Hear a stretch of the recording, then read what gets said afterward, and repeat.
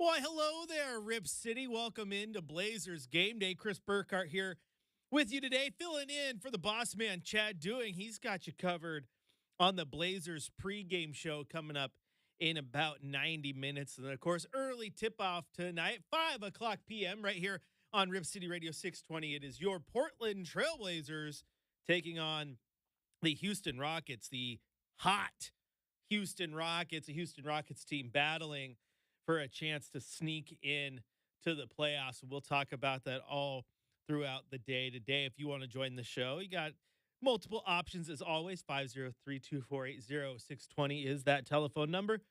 Or you can head on over to youtube.com, type in Rip City Radio, like, follow, share, subscribe, whatever you need to do. And you can join the chat there as well. But we got to talk about what happened with this Blazer team just a few nights ago over the weekend. It was on old Saturday night there at Moda Center, the final home game before this monstrous road trip that they embark on today against the defending champion Denver Nuggets. And that was an interesting game, to say the least, for a multitude of reasons. First off, the Blazers made some history starting five rookies on the floor at one time, which is an absolute incredible stat if you really think about it, because it doesn't happen that often. And sometimes you get, you're like, oh, look at that. They have two rookies in the starting lineup. Oh, look, they have three rookies in the starting lineup. Yeah, well, the Blazers, they had five. Yeah, math. It's hard. But it's an interesting little stat there because, as many people pointed out ahead of the game and on the broadcast, as Travis Demers tweeted, the Blazers making history. They will start five rookies, the first time in the NBA since Golden State did it in 2012, and only the second time since the ABA-NBA merger in 1976. So, basically, you have to go back to the year before the Blazers won a championship, and this has only happened two times in the NBA. All five starters, all rookies. And that was a recipe for disaster, at least you would think, right? You're like, oh, all five rookies going and taking on the defending champions. It's going to be rough. Now, you do have to look at the fact that Nikola Jokic did not play in this one, but even without him, it's still a pretty darn good team that they have over there. Oh, Jamal Murray didn't play either. Yeah, well, guess what? Still a pretty darn good team they have over there. It doesn't matter. You miss those two guys. Obviously, we know how good Reggie Jackson has been for years. Contavious Caldwell-Pope is one of the best plug-and-play fill-in guys in the league and a perfect fit for them, if we're being completely honest. Michael Porter Jr., Aaron Gordon, DeAndre Jordan. They still got some good players, so it's not like they're an easy out by any means. But still, starting five rookies, you kind of thought this game was definitely playing to the favor of the defending champs. But you have to give the Blazers as much credit as humanly possible for what they did in this one. And that is they went toe-to-toe with the Nuggets. Even injury depleted, they went toe-to-toe with the Denver Nuggets. The final score in this one was 114-111, but it's quite obvious the Blazers had a chance to shock the world, so to speak. And you love to see it because, again, you look at the starting lineup. Tamani Kamara, Chris Murray, Dwight Brees, Scoot Henderson, and Ryan Rupert all getting the starts. Ryan Rupert had just 3 points and 5 assists. Do like what he's bringing to the table, though. I have watched him over the last few weeks getting a little bit more run, and you can definitely see a guy who's starting to learn the ropes and get more comfortable on the defensive side of the ball. I think the shot will fall. I mean, there's obviously still some learning to do, like the whole they were calling hit one, and he thought he said miss one when he missed the free throw just the other night against the Clippers. But you like the maturation of Ryan Rupert. Chris Murray as well. He played 39 minutes. He was 5 of 13 shooting at just 11 points, but he did chip in 7 rebounds. And he's another one that the three-point shot is starting to fall a little bit. He's getting a little bit more consistent defensively. He's being a lot more aggressive than we saw early in the season. And he's starting to look like a guy that if he develops and continues to make this upward trajectory through the offseason, that he might be a rotation guy next year on a fully healthy team. That would be wonderful to see. Tamani Kamara has probably been the Blazers Rookie of the Year. And quite honestly, I mean, I think you should put him in the conversation. He should at least make one of the all-rookie teams with how good he's been. 16 points, 7 rebounds, 6 assists. And outside of Matisse Thybulle's probably been the Blazers' best defensive player. And he's given the Blazers a lot to think about because he's another one. If he continues to grow, he might be that starting three for the long term because he's a really darn good basketball player. Dwight Breeth, Scoot Henderson each scored 20 plus. Dwight Breeth led the way with 24 points, 8 rebounds. Scoot Henderson, 22 points, 6 assists, and 4 rebounds. We'll talk more about him in just a little bit when we get to What's the Scoot here on Blazers Game Day. And then coming off the bench, Jabari Walker, he had 15 points, 9 rebounds. Delano Banton off the bench as well, 14 points, 3 rebounds. Ashton Hagans, Moses Brown rounded out the lineups off the bench. You look at the team stats for these two teams, and again, it's a tough night when you face the Denver Nuggets, but when you play them as well as you did, you got to go home with your chin up, right? And granted, you didn't have to go home far; it was a home game, but you get what I'm saying. Field goal percentage, they were both just above 45%. Blazers were at 46. The Nuggets were at 45.1. The Nuggets hit 8 3-pointers. The Blazers hit 10. Neither one shot very effectively. They were both 33 and 35% respectively. There was a huge difference at the free throw line where the Blazers had just 17 attempts to the 33 attempts of the Nuggets. So that's one where, that changes games. We all know that. There was a 9-point difference when it came to made field goals there, and it was a 3-point game. So that one definitely swung in favor of the Nuggets and changed the trajectory of the game. The Nuggets won the rebound battle 49-45. They lost the assist battle 27-25. You don't see that one happen too often against these Blazers. And everything else you start to go down looks pretty close. Blocks, turnovers were close to each other. Points in the paint were just a few points off of each other. Blazers had far more fouls. Nuggets' largest lead was 15. The Blazers' largest lead was 2, but the Blazers still had themselves in position there late in the game to try to sneak a win. And again, you love to see that, especially for a team that started 5 flipping rookies. Like, that's just insanity. Insanity when you think of what they did, starting all these young bodies. And of course, young is a relative term because, Dwight Brees, 27 years old. But you started all these rookies. You had Jabari Walker coming off the bench, who's a second-year guy. You have Delano Banton, who just has just a handful of experience. Moses Brown, who's bounced around. Ashton Hagans, who's a young guy. Like, there was no, you look at this lineup and you look at the guys who had experience, and it's like, Moses Brown was the vet. Like, Moses Brown was the vet on this team in that game, and that's saying something. That's absolutely saying something. So kudos to the Blazers for going out there and giving the Denver all they could handle. You absolutely love to see it. And, everybody played well. Jabari Walker has continued to be kind of a pillar of consistency for this team. 15 points, like I said, 9 rebounds. He was 6 of 7 shooting. He's been uber aggressive on both sides of the floor. Defensively, definitely stepping up, cleaning the glass like you want him to be. Like, this is a guy, and I said this early in the season when Chad and I have been talking about the season, like, you can tell early on, you could tell in November that he put in work and he came into camp ready to go. And he was much improved from his rookie year. And when he was drafted, it was all about his defense. Like, he's going to get on because of his defense. His defense is what's going to get him on the court and keep him on the court. And he's still good on that side, but he's becoming better offensively. He's becoming an incredible glass cleaner. Like, he's doing a lot of little things that make me excited because I see a guy, as this team continues to build their roster out how they want it, a guy that has a legit future on this team and a legit future as a rotation player in the NBA, if not more. But he's definitely going to lock himself in as, that 6th, 7th, 8th man off the bench for a long time because he's been just that darn good. And after the game, he caught up with the media in the locker room. Barry, tonight was only the second time in league history since stars were tracked since 1970-71 that you guys started a lineup of 5 rookies. How do you think the rookie group did tonight? Excellent. I think we went out there, competed, everything we needed. We made up with our effort for the lack of experience that we had, and I think we did everything we needed to do. Coach came in here, he said we lost on our terms, and I think that's a really good team. So, yeah. You guys went toe-to-toe with the defending champs. I mean, I know they were down a couple of players, but it's still a deep team, really talented roster. What did you make of that? What can you take from tonight's game as you guys head out on the road? We could hold our heads high with that. We could be very optimistic, not just for the current situation, but for the future. We have some talented guys. We have guys with the right mindset, and it just gives us nothing but confidence and joy to know that we have a great young core. you seen from some of these guys that have had time in the G League and coming up here? What have you seen from those guys? Taking that experience and bringing it up here. Yeah, you can see it. You can see it in guys' eyes. They're getting more aggressive. They're getting stronger. They're getting more comfortable, confident. And it's a trend I'm seeing. Like later on in the year, you just start to see guys kind of blossom into who they are, and you can see them filling their roles. Have you given much thought to this upcoming trip?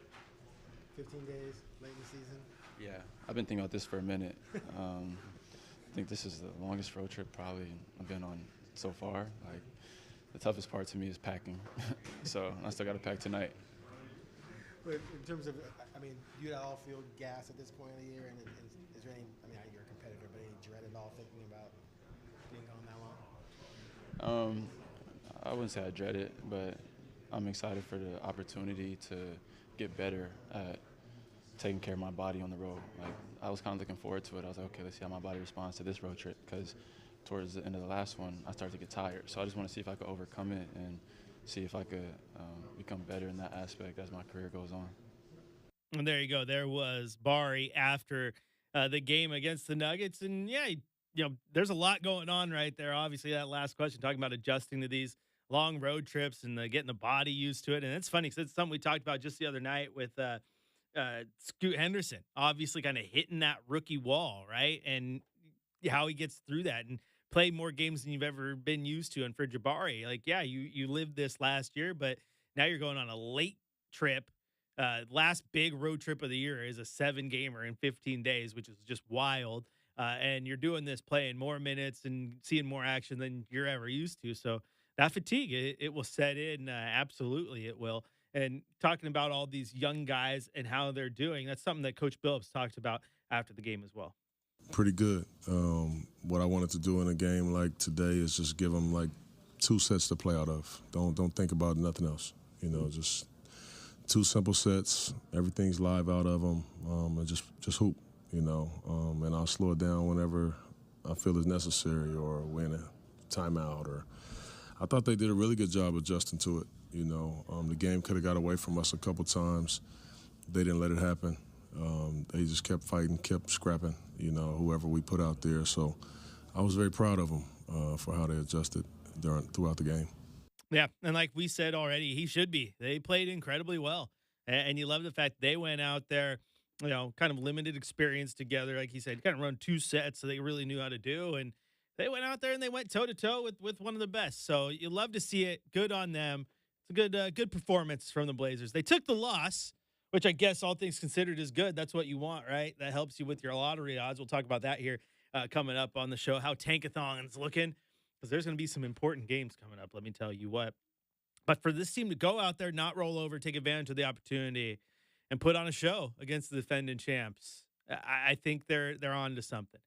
Still a ways away. You still got to get the right pieces in. You got to figure things out.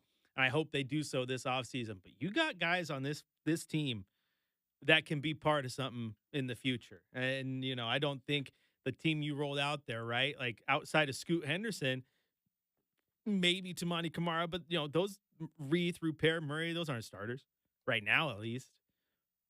But they might be good key rotation guys in the long term if everything flows the way you want it to.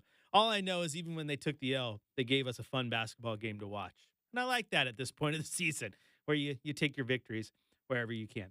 All right, we're going to take a quick break here on Blazers Game Day. When we come back, it's time for What's the Scoot? We'll talk about Scoot Henderson, get you updated on his recent play. We'll also take a look at those playoff standings. How are the Blazers looking when it comes to that NBA draft lottery? Chris Burkhardt here, filling in for Chad Doing on your home of the Blazers, Rip City Radio 620.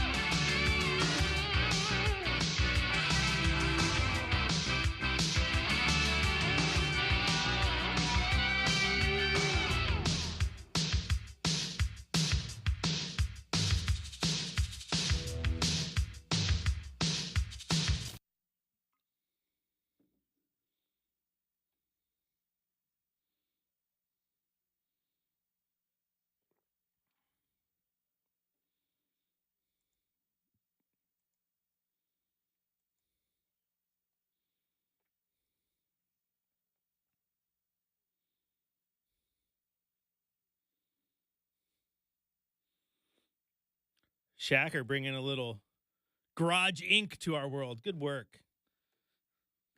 Deep pulls for the Metallica fans out there. It is now time for What's the Scoot? What's going on with the young Blazer rookie, Scoot Henderson, the number 3 overall pick in last year's draft. It's been an up and down year for Scoot, but lately it's been full of ups. He's been playing a lot better as of late. Granted, there's been some injuries and kind of forced him to take over a little bit and shoulder more of the load. But you do like what you're seeing. Is there stuff that you can nitpick? Of course, there's stuff you can nitpick. You would like the shooting numbers to be better overall, but those are slowly getting better. You'd like the 3-point shot to be better, but that is also slowly getting better. Everything, honestly, is starting to look pretty good for Scoot. You look at the last 3 games, 22 against Denver, 24 against the Clippers, and then the game before that, he had 18 against the Clippers. So Scoot's out there finding ways to get things done. And you also like the fact that the shot's getting just a little bit more consistent. In the game at Chicago, he was 4 of 17, right? And that was not a great look. And in the 3 games since, 6 of 15, not great, but that's obviously better. That's 40% versus 23.5. Then 8 of 18 and 9 of 20 in the loss to the Nuggets. So each game progressively getting better. Over those 3 games, he's averaging 21.3 points, 3.3 rebounds, 7 assists, and 2 steals. So you love to see what he's doing on that front. He's shooting 46% from deep in those 3 games, 43% from the floor. So real good stuff from Scoot as of late. And I've been saying this over and over and over that really he just needs to get into the just do mode, right? Don't think, just do. And I think you're starting to see just a little bit more of that. There's still situations where it's obvious that he's thinking, right? It's obvious that he is thinking too much through the situation, and it's putting him in a spot where he makes the wrong play, whether that be passing late, and that goes into a turnover, or putting himself in a spot where he couldn't get his body under him and just has to throw the shot up, and he ends up, just tanking one off the side of the rim or something. And that happens, but I feel like you're seeing that just a little bit less over the last handful of games. And I like that from him. I like the fact that I think he's just starting to find his groove. And that's exactly what you want. You want him to find his groove heading in the offseason. And then having a full offseason is going to be great for him. And this is something that, talking to some of the Blazers reporters, they all believe that that's huge for him. And they think the people within the organization believe that as well, because you got to think what happened with this guy last year. He goes from G League Ignite to NBA draft night to, okay, now I got to come in and acclimate myself to the team and figure out what's going on in this brand new city. And then I got to go to summer league and I got to do this, I got to do that. And then boom, it's camp. Like there was never really an off season to just focus on his craft. And he's going to get that this year. And so I think you're going to see a big jump from Scoot going into next season, just like you saw a big jump from Shaden Sharp this year prior to all the injuries. And hopefully see him soon. And but if we see that jump from Scoot, I think we're going to be in a good standing, in a good spot. I like what I'm seeing lately. He's starting to look like the Scoot that we all wanted him to be and hoped he would be. Now, speaking of Shaden Sharp, there is some updates on the Blazers shooting guard that everyone loves because he's an absolute human highlight reel. But he's been going through dealing with that core surgery, and it's all like, when are they going to see him? We want to see him back up here. And you're starting to hear the murmurs that he might be up. Well, it was made yesterday official that he was assigned to the Rip City Remix for conditioning. So get him game ready to go. And so he's one step closer to making his return. And I think he'll be on the floor before this season's done. There's probably a small chance he gets flown out and gets on this trip. You never know. But getting some games from him is going to be huge as well, because you want to have him head into the offseason just like Scoot, with a little bit of momentum, and that's going to help him, and maybe shake off some of that rust, get a little bit of confidence back, and then tackle the off season just absolutely ferociously, and be ready to go in October in the best shape and most game ready you've ever been. So I hope to see that happen as well, because I like Shea, I like Scoot, and I want to see this team play well. I know, who doesn't, right? But while he continues to get closer, not everyone else is that close. According to the latest injury reports yesterday, Malcolm Brogdon, Shaden Sharp, there you go, and Robert Williams III all out for the game tonight in Houston. Jeremy Grant was listed as doubtful. Ayton, Mania, Simons, and Thibault all listed as questionable. Now, we did get an update just a few hours ago. Anthony Simons has been downgraded from questionable to out for tonight's game as he continues to deal with that left knee tendonitis. You saw him come up limp in that game against the Clippers on Friday. Goes up for a pass, got a beautiful pass into the paint, and then kind of landed on his leg just a little awkwardly, and then is now dealing with a left knee injury. You saw him definitely in pain. He came up grimacing, and then there was a timeout. He went to the bench. They checked it, and then he went straight to the locker room and didn't return that night. So he is out. Still have yet to see any updates on Jeremy Grant, again, who's doubtful as he deals with a right hamstring strain. But everyone else, status quo. So we'll see what happens there. This might be another night where the Blazers start 5 rookies. We will get an update on that as soon as we can. We'll have to see what happens there. But either way, hopefully this team goes out there and plays a good game because they're going to have to do it. They're going to have to play an incredibly good game to get through this because you thought looking at things that, getting through Denver was going to be rough. Well, getting through Houston is going to be rough because right now the Houston Rockets are on an 8-game winning streak. An 8-game winning streak. That is the second longest in the NBA, just behind the Boston Celtics, who have a 7-game win streak. And with it, they are sitting there just 1 game back of Golden State for the final spot in the play-in.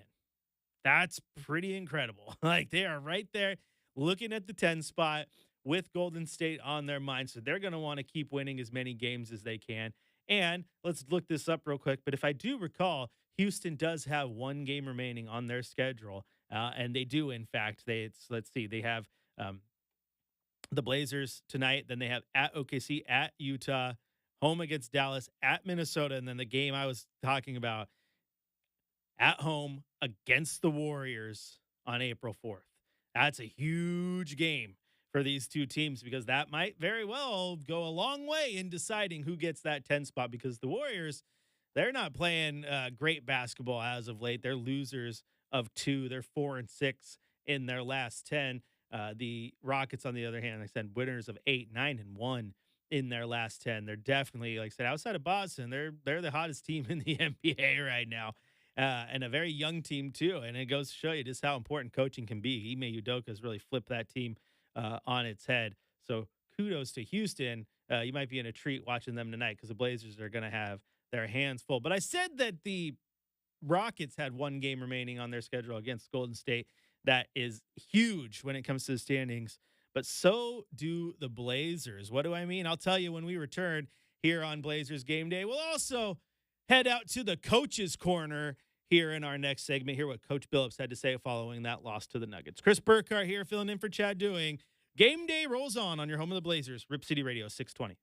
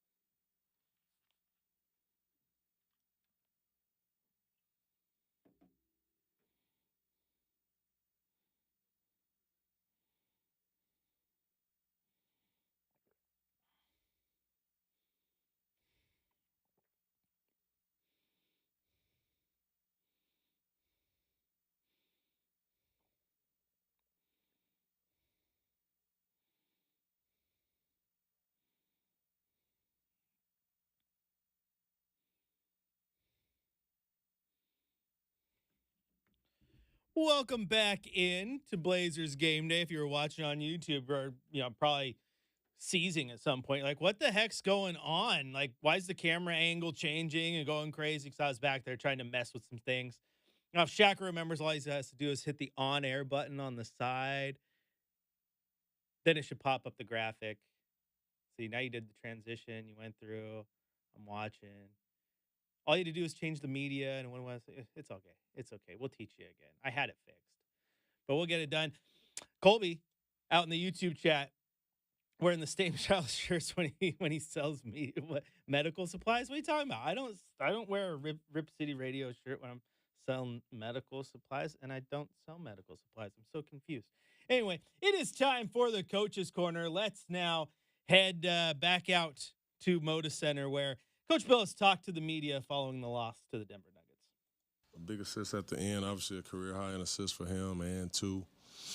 But I thought Roos played well in the game. I thought early on just trying to adjust to the physicality that KCP was playing versus him. He just kind of just took the ball from him one time, and I thought he needed that to happen just to see how hard those guys are going to play. But I thought he played a pretty good game. How do you think you often talk about the importance of playing with veterans? Like, is there anything to be gained from just playing with rookies? Like, is there something that those guys get that they wouldn't necessarily get if they were playing with vets? Opportunity, more opportunity. I mean, you look at, coming down the stretch, the turnovers that we had, two, he was kind of scrambling, two kind of get the ball and throws it uphill back across the court. We turn it over. Scooters, trying to go behind the back on a tough play, and we turn it over,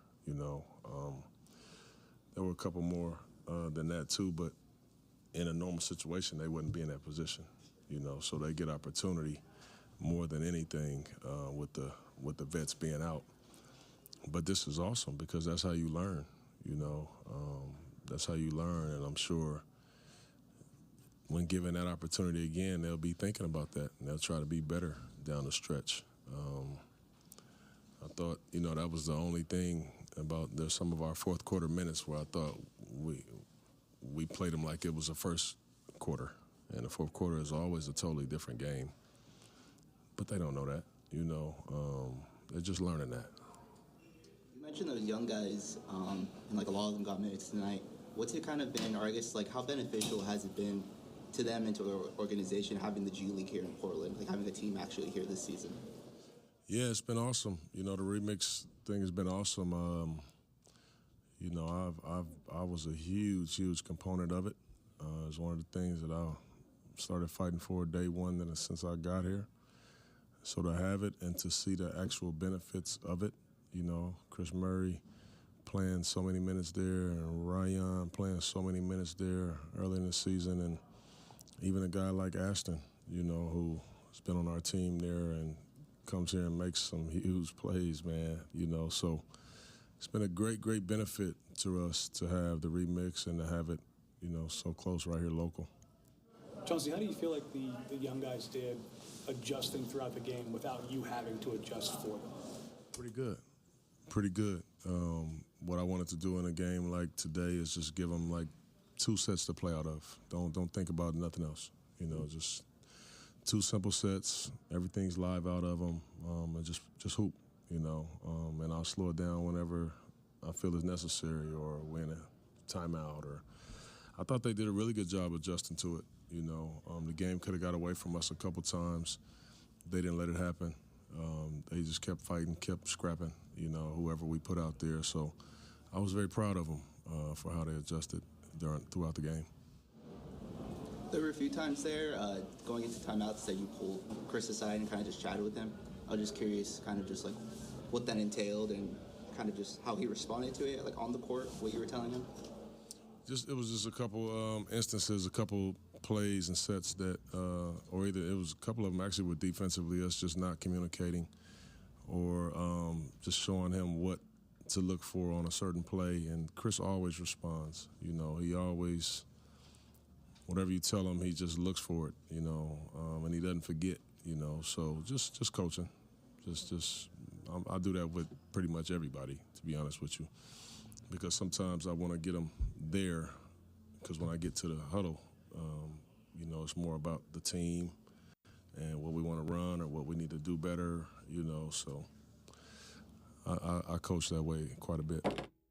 All right, there you have Coach Billups following that game against the Nuggets, and again talking about those young guys and kind of throwing them into the fire and letting them do what they needed to do. And you love the way that they played, and they did. They played a good basketball game. They took the loss, but they took it on the chin against one of the best teams in the NBA, even without Nikola Jokic and Jamal Murray. They're still pretty darn good. Like that's what they got going there. Good culture, good coach, good roster. They're tough out, no matter who you're playing or how they're playing. So kudos to the Blazers playing hard. It's not going to get much easier for them because, like I said, Houston, one of the hottest teams in the NBA right now, firing on all cylinders. And they're definitely going to give the Blazers their best punch because they got standings on the line. They got a possible trip to the playoffs on the line when no one thought that were the case. And this might be one of those interesting games, by the way, where the Blazers are playing, but part of you might actively be rooting against them because you want Houston, if you're a Blazer fan, you want Houston to jump into the play-in and knock Golden State out because then Golden State's lottery pick guaranteed to be yours. You want that. You want that. You don't want Golden State in the playoffs and then get through the play-in and next thing you know, they're not in the lottery anymore and boom, lost your pick. Nope. You want Golden State out, guaranteed, baby. So you might be rooting for Houston a little bit. Maybe you want that game just like you saw it against the Nuggets. Real good, entertaining game, but you get the result that helps you in the long run. And speaking of the results that help you in the long run, taking a look at Tankathon, if the season ended right now, which it's not, you still got a handful of games left, 11 of them, the Blazers would be in fifth place. So, fifth worst place, but you get what I'm saying. The fifth best odds of landing the number one overall pick. Charlotte there in the 4 spot with the 12.5% chance. But the thing is, Charlotte just has a game and a half lead, if you will, over the Blazers for that spot. And that's where things get interesting because, again, you look at the standings and the schedule. Who does the Blazers have on their schedule? Who do they get to play here on this road trip? Oh, yeah, they get to play at Charlotte in just a few days, right? They got at Houston, at Atlanta, at Miami, at Orlando, and then at Charlotte. And that's a huge game right there because the loser of that game stands to gain a ton of ground in the overall standing. So we'll see how that one shakes out. Now, again, I'm not saying go out there and toss a game, but the Blazers are sitting in a situation with this roster where, wins are tough to come by. So loser of that game is in a great spot. Blazers, can they lose basically 2 more games than Charlotte down the stretch? You never know. Currently, Charlotte lost 4 in a row. Portland lost 6. Toronto there in the 6th spot has lost 10 in a row.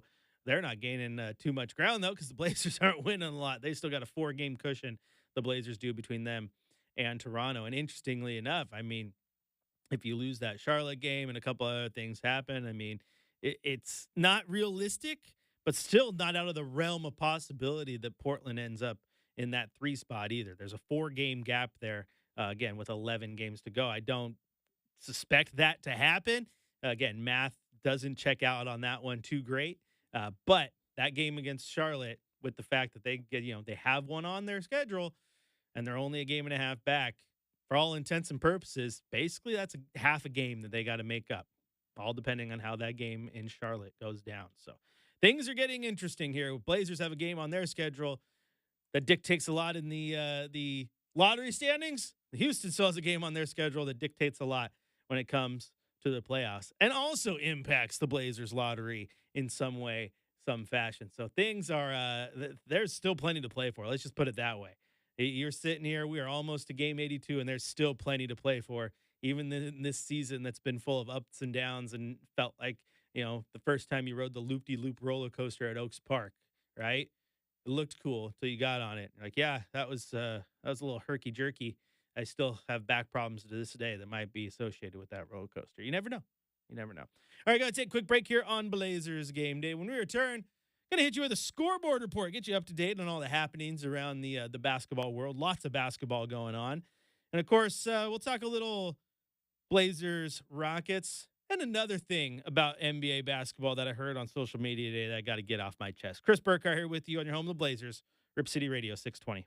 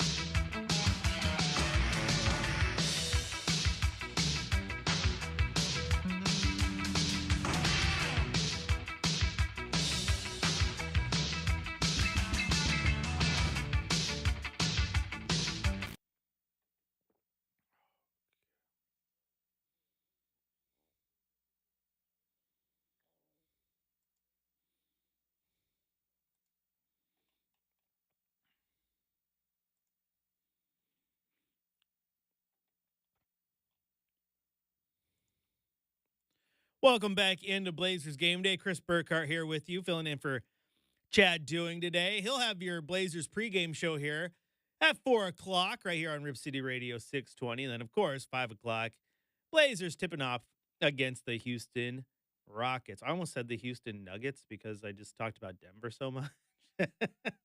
No, the Houston Rockets. All right, let's take a look, though, at some scores around the NBA. And not a lot going on. I say this every time. When the Blazers have the early tip, not a lot of action going on yet. But there will be a lot to talk about tonight on the fifth quarter when you give you a scoreboard update, because this is what you got on tap today around the association. At 4 o'clock, you got Charlotte at Cleveland. At 4:30, you got Boston at Atlanta, Detroit at New York, Brooklyn at Toronto. At 5 o'clock, you have Washington at Chicago, Phoenix at San Antonio. At 6 p.m., you have Memphis at Denver, Dallas at Utah. At 7 p.m., you have Philadelphia at Sacramento. At 7:30, you have Indiana at the Clippers. And then, of course, 5 o'clock right here on Rip City Radio 620, you have Portland at Houston. Looking around the NCAA, again, not a lot going on there. Got some games coming up on Thursday as we do get down to the Sweet 16. And in the women's side of things, though, Syracuse and UConn locked up 11-11 with 3:57 left in the first. You still have Oklahoma and Indiana, West Virginia and Iowa. Everyone has their eyes on Caitlin Clark. And a couple other games coming down tonight as well. So lots of basketball going on to get excited about. And how about those Oregon State Beavers, man? They got the win over Nebraska to advance. It was 61-51. Another great showing for the Beavers as they continue their hot run. And of course, as long as they keep dancing, you can keep listening over on our sister station, 1190 KEX, your home of the Oregon State Beavers. So good on them. Some good stuff going down there in Corvallis. Now, I did say I heard some crazy stuff in the NBA that I want to get to that I heard on social. And this is a clip I heard today. This is from ESPN. This is Mike Greenberg saying perhaps the most outlandish thing he said this week. These guys, they like to say a lot of outlandish stuff. Here's the thing. You put a mic in front of someone, you put them on air, they're eventually going to have hot takes. Chad and I were talking about this the other day, with Nate Jones's take on the NBA League Pass, which I went into on the fifth quarter a while back. Everybody has hot takes. I'm sure I've had them. We know Chad's had them. When you talk as often as we do, you're going to say something that someone's going to look at you and go, that was a pretty dumb thing to say. However, what Mike Greenberg said here might top them all. If they were in the NBA's Eastern Conference, would they make the playoffs? I think I'm looking at teams that are 8 games under 500 in the play-in right now. They're better than. I'm not doing that. I'm not doing that, Greeny. I'm not doing that. No. Listen, I got a bone to pick with Orlovsky. No. He suckers me into a bet. He's betting me dinner at the Polo Bar just because I can get in and he can't. And the next thing you know, I'm trying to. It's a 9-1 odds, and he's like trying to make me a bet on dinner and all of this. It's ridiculous. UConn's an NBA team. No, they're not. They're not. They execute like one, but their talent level, I would not say, would be able to make the play-in. Look, the mere fact that we're having this conversation, I think, says it all. They had no chance. Yeah, I'm not going to go that way with you, Greeny. Here's what I will say about if they were in. That's nonsensical. Okay, I know that the allure, right, the mystique, the aura of March Madness makes us think crazy things, right? But UConn, as good as they are not standing toe-to-toe with any single team in the NBA. I don't care how good or bad that NBA team is that they put them across from. They're getting just walloped. Walloped. Let me say that again. They play any team in the NBA, they're getting walloped. That's my word of the day. Oh, Detroit's not that good. They're one of the worst teams in the league. They lost 30 games in a row. They're never going to be. Yeah, okay. Yeah, but they still have guys like Jeff Wiseman, Troy Brown. These guys were the best players on their respective teams when they played. If Cade Cunningham's in there, Jalen Duren's great player. They got good players. They're going to body you up. You ain't going to know what to do. Evan Fournier is like a shell of his former self. Do you think there's a kid in college basketball that's going to stop Evan Fournier? Like, Evan Fournier is an NBA vet. He knows what he's doing. He's just going to drop bucket after bucket. Look at the Portland Trailblazer team that rolled out against the the Denver Nuggets and went toe-to-toe. One of the statistically, as we already went through Tankathon, the 5th worst team in the league, started 5 rookies. 5 rookies. That should put this in perspective. The Blazers started 5 rookies.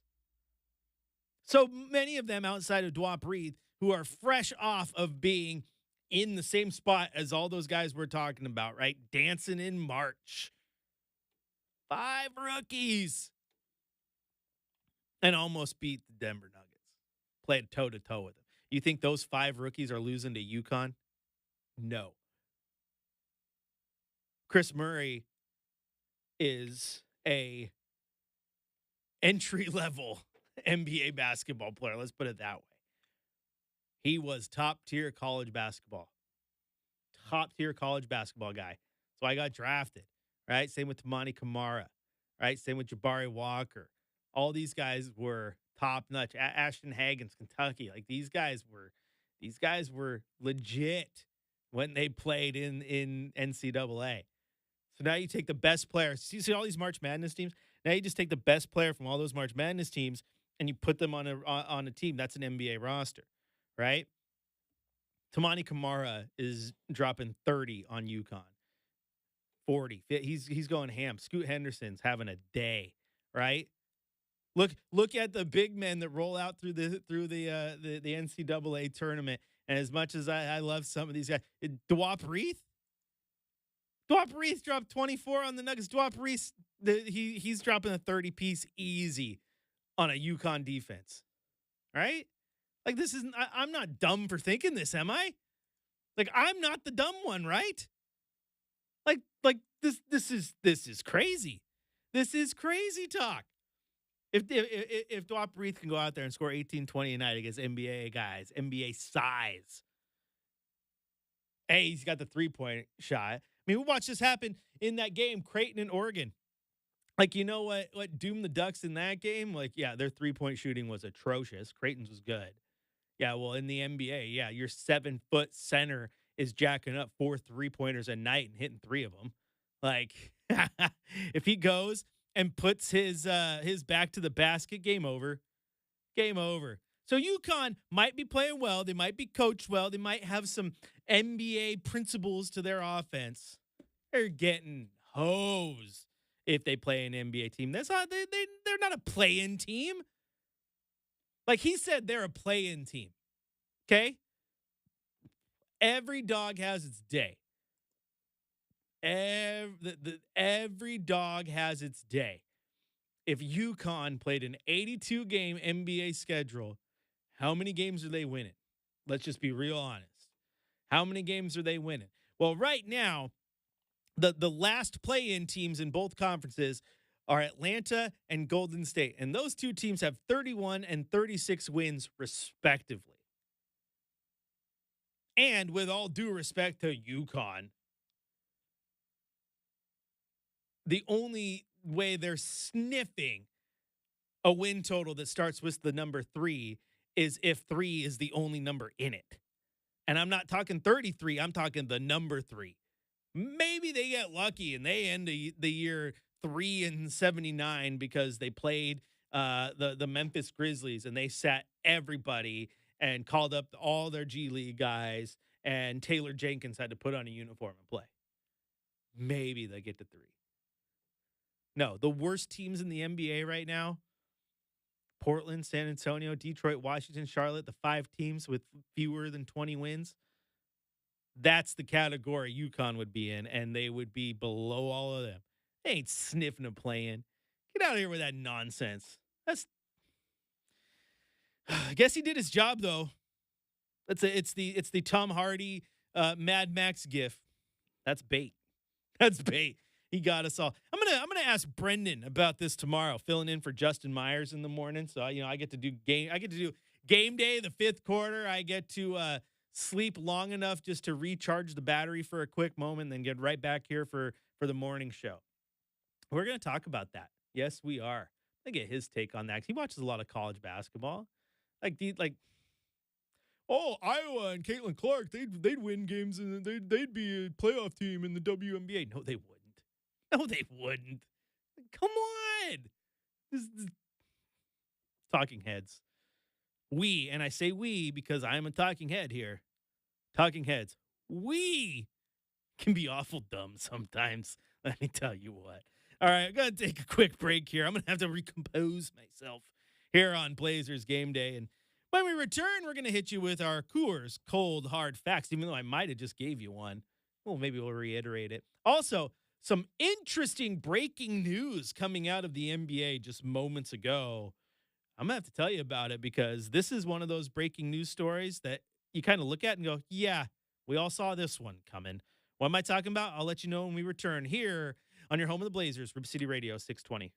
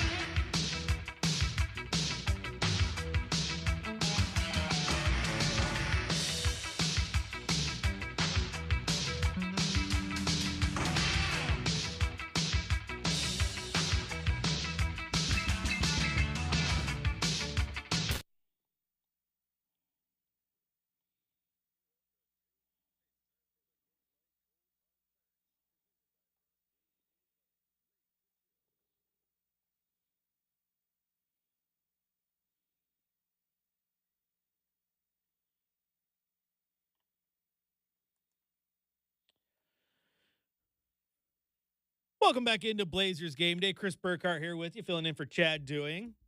For all you Chad fans, don't worry, you'll hear his beautiful angelic radio voice. Angel voice. You have the voice of an angel. Step Brothers. You'll hear him here at 4 o'clock with the Blazers pregame show. And then, of course, 5 o'clock tip-off.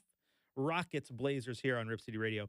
620. And it's time for your Coors Cold Hard Facts, though. And fact number 1, yeah, UConn ain't beating an NBA team. Sorry about your luck there, Greeny. What a dumb take that was. Just I can't take the stupidity that people utter. Oh, I'm pretty sure that, this college football team could beat an NFL team. No. Like I love my Ducks, right? You guys all know I bleed green and yellow. I love Oregon. Yeah, that Oregon team that was one of the best in the conference and right on the cusp of making the college football playoff. They walk into Las Vegas and take on the Raiders. They're getting torched. Like it's just how it is. Like every single level, you take the best players from all the teams and then you make a new team out of it. That's like saying, Central Catholic, the OSAA 6A state champions, they could probably beat the Beavers. No, they could not. No, they could not. Just get out of here with that nonsense. Just like I don't even think there's a sport that could do it. They don't even come close. You take the Oregon State baseball team, right? They're great. Currently one of the best in the entire country. Always have been for the last 2 decades. Like Pat Casey built theirs incredible. And he's put a lot of players into Major League Baseball through that pipeline.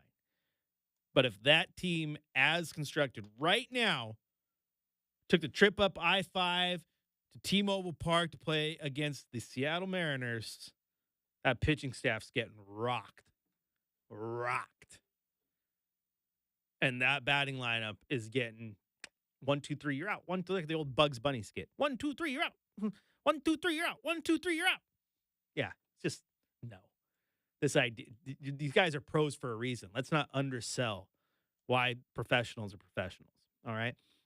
Another Coors cold hard fact for me that pertains to the actual action we see with these Blazers is I like these young guys, right? And I think they're going to be something. I think that Jabari Walker has turned himself into an absolute legit rotation NBA player. Like at minimum, if this team were fully healthy, Sharp, Brogdon, Grant, Williams, Ayton, everybody playing, there's still a spot for Jabari to get in. Your backup 4, your small ball 5, big lineup 3, versatile. Like love what he brings, right? Dwap Reith, same thing. He's turned himself into a viable backup center, which I think is interesting. Where they decide to go with Robert Williams and whatnot in the offseason. Because if Robert Williams is healthy, you want to keep him around if you're trying to be competitive, right? Because he's such a good defensive big. But on the opposite of that, Dwap Reith is a very good offensive big. Gives you some versatility there, but he's turned himself into a player. And even Chris Murray, the way he's starting to play, like you might be onto something in the long run. Repair, a lot of upside, untapped potential. You still got to figure out what you got, but you see the makings of a good 3-and-D guy. Like he's got the length, he moves well, the brain's there. It's just a matter of putting it all together. But I love that.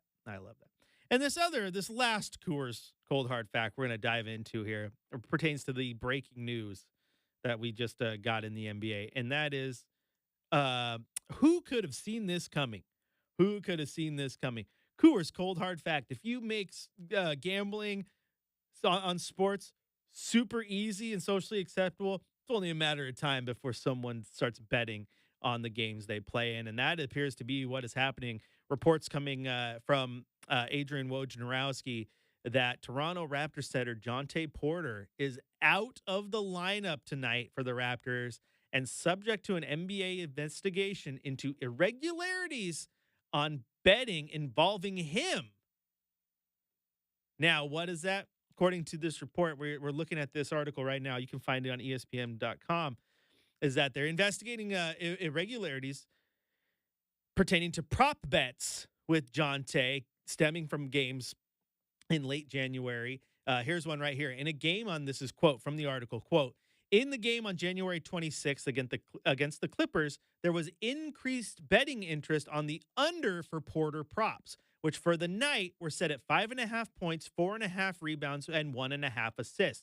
There was also an over under for Porter's made 3-pointers, which was 0.5.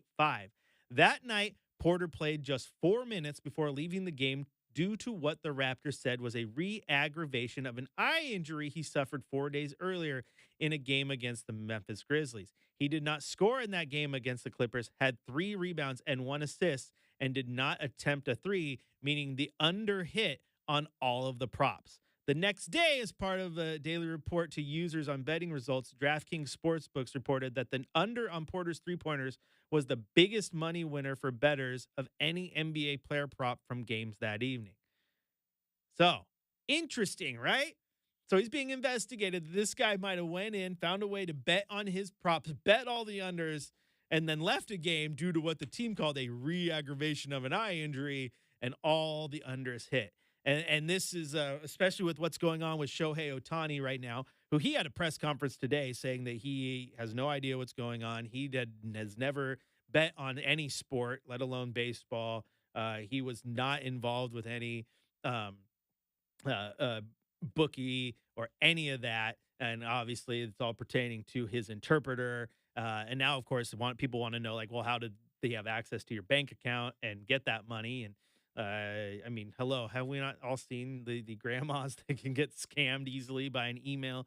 Yeah, forward this to 20 people right now and include your social, or you have bad luck for the rest of your life. And then you get that from your grandma, and then your grandma calls you, hey, Christopher, you better read that email and forward it to 20 people. I don't want you to have bad luck. Like my grandpa, you know, rest in peace, Gramps. But my grandpa, he was gullible. Now, he didn't click on those links and give away his financial information, but he would believe in chainmails all the time. He'd tell me one time, hey, Chris, I read this email I got the other day, and it said that Mars is going to be as large as the moon in the night sky next week. I'm really looking forward to that. I want to see that. And I'm just like, Grandpa, you do know we'd be effed with a capital F if Mars were as large as the moon in our night sky, right? Like, you do know what that would do. Tidal forces and gravity and whatever, the doomsday, basically, right? Because it would take probably a lot of momentum for Mars to get that close. It's out of whack and it's coming for you. But no, Grandpa just thought that, that just happens. It's supposed to be big tonight. Believed everything, right? People have been swindled, is what I'm saying. People can be easily confused. And when it's a guy that you have trusted for a decade plus and you're making millions, I mean, how many of you check your bank account on the daily to make sure that every dollar and dime is accounted for?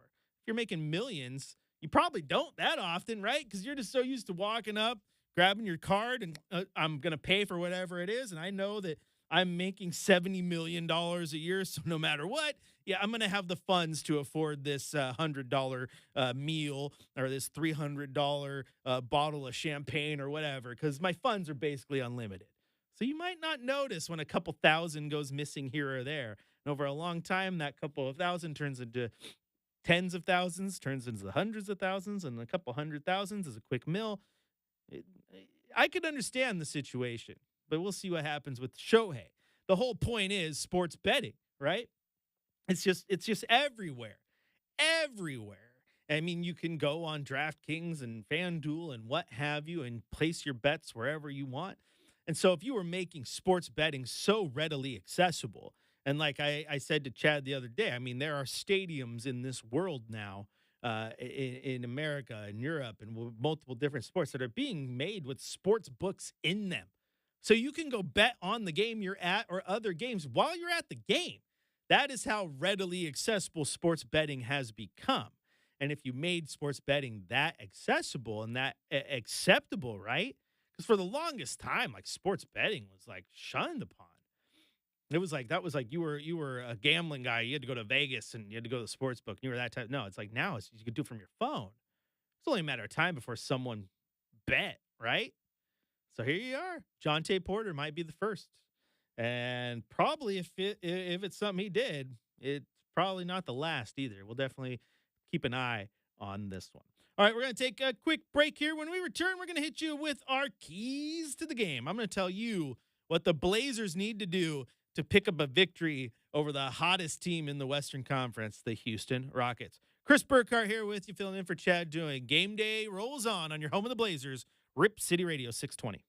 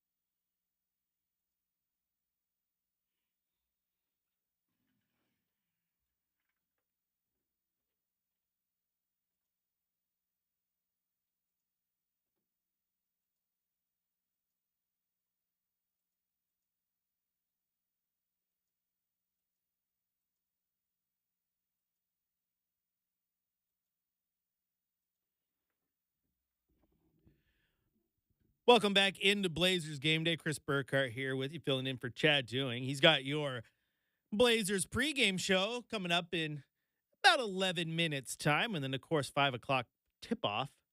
Blazers versus Rockets right here on your home of the Blazers, Rip City Radio 620. And tonight's game, what do the Blazers need to do to upset the suddenly hot Houston Rockets? And it's easier said than done, especially when, you know, you're playing so many rookies, as you did see in the game against the Denver Nuggets. They started 5 of them, first time since 2012. That's happened just the second time since 1976. And when you're starting all rookies, it's going to be a tough go. And here's the thing. They're doing it again tonight. Scoot, Chris, Ryan, Tumani, and Dwap are your starters against Houston. Ayton and Grant have been ruled out. Thibault is still day-to-day. This, according to the latest tweets from Trailblazers reporter Casey Holdall. So they're going with the all-rookie lineup again tonight. And so, again, these things are easier said than done. But for me, one thing you got to have to do to beat this Houston team is be aggressive and get those assist numbers up. Currently, Portland dead last in the league in assists per game at just 23 per game. I mean, that is 7, almost 8 fewer than what the Pacers average for the number 1 spot in the league. So it's quite the gap there. And the Blazers, when they get the ball moving, it's quite obvious that the offense is churning, right? Less ISO ball, better shots, more open shots, right? Defense has to work a little bit harder. Get the ball rolling. I want to see the assist numbers up. Also, the rebounding game. Rebounding has been tough. It's been extremely tough when DeAndre Ayton's not in there, right? But they're going to want to clean the glass as best they can to stand a chance, and especially the defensive glass. That one I think is going to be the most important for them because you can't allow for Houston to get easy second chance points, right? And you saw it against the Clippers. There was a couple times there where it's just like, okay, how many rebounds, offensive rebounds can they get in one possession? And it's their third chance at a shot here. And you can't let them get those easy buckets, right? And then the last one is the free throw line. I want this team to be aggressive and get to the line, right? Sometimes when you're putting up 3-pointers or you're just not attacking the basket, you're going to limit your chances to get to the free throw line. And then you're going to have those discrepancies like you saw against Denver where they got to the line almost twice as many times as you, right? And they ended up making 9 more shots from the free throw line than you. That's 9 easy points in a game that was decided by 3. Right. So when you're not getting to the line for those easy points and you're giving more of them to the other team, it's just going to start to put you in a hole. So those are the things I want to see this team do. Be aggressive, get to the line, be aggressive, get the assist numbers up, and then do their absolute best to clean the defensive glass. That's again, easier said than done, right? Especially against a Houston team that is playing so well. Overall on the year, Houston's numbers are middle of the road, right? But when you look at how they've been playing over the last few weeks, they said winners of 8 straight, 9-1 in their last 10, really looking like a team that deserves a spot in that play-in. The season numbers be damned, right? It doesn't matter what they've been averaging all year long. It's how they're playing right now. And right now, they are not playing like the team that has been averaging middle-of-the-road numbers on the year. They're playing like a team, again, that deserves a spot in this play-in and a chance to make it into the playoffs. 35-35 on the year. Again, winners of 8 straight. So you're looking at just over a week and a half ago, they were sitting at 27-35. They could very easily be, where Utah is right now at 29-42, losers of 5 straight, but they've rebounded and they've done well. And a lot of that goes to their young core. And a lot of that has to do with guys like Ime Udoka, right? A good coach can make a team play well. Who'd have thought? Kudos to him. All right, the music means one thing. It means it's time to go. Thanks, everybody, for tuning in. Coming up next, you got Chad Dewing with the Blazers pregame show. At 5 o'clock, you have Blazers versus Rockets right here on Rip City Radio 620. And, of course, once the game ends, tune right back in here, Rip City Radio 620, and our YouTube page for the 5th quarter. Hopefully, we're breaking down a Blazer victory. We'll see you on the back end. And, of course, as the boss man would say, show me your Blazer.